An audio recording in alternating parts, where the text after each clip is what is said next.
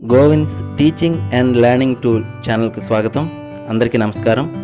4వ తరగతి తెలుగు తోటలోని 9వ పాఠం రాజు కవిలో ఈ మాసపు పాటగా ఇవ్వబడిన శ్రీ అడవి బాపిరాజు గారు రచించిన వెయ్యేళ్ల కవినోయ్ అనే పాటను ఇప్పుడు పాడుకుందాం. గేయం నచ్చినట్లయితే లైక్, షేర్ మరియు సబ్స్క్రైబ్ చేయడం మర్చిపోవద్దు.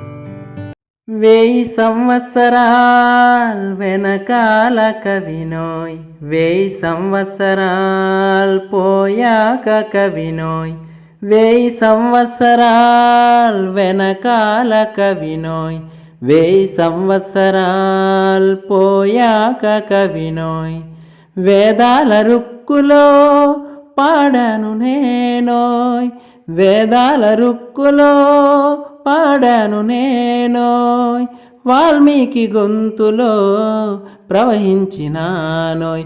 1000 సంవత్సరాల్ వెనకాల కవినోయ్, 1000 సంవత్సరాల్ పోయాక కవినోయ్.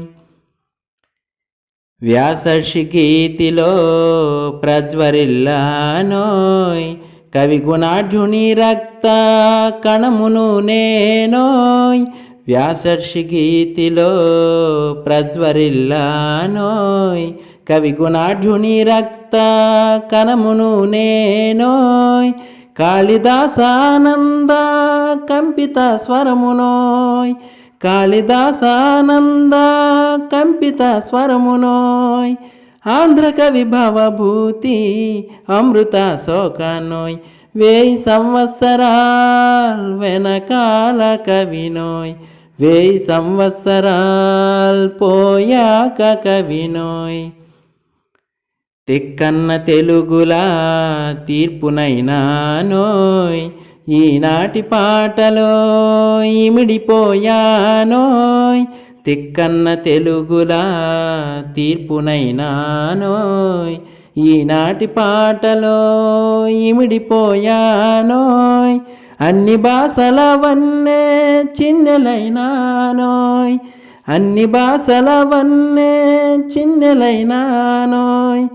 ఆశాంతముల వరకు ఆవరించానోయ్, 1000 సంవత్సరాల్ వెనకాల కవినోయ్, 1000 సంవత్సరాల్ పోయాక కవినోయ్, 1000 సంవత్సరాల్ వెనకాల కవినోయ్, 1000 సంవత్సరాల్ పోయాక కవినోయ్.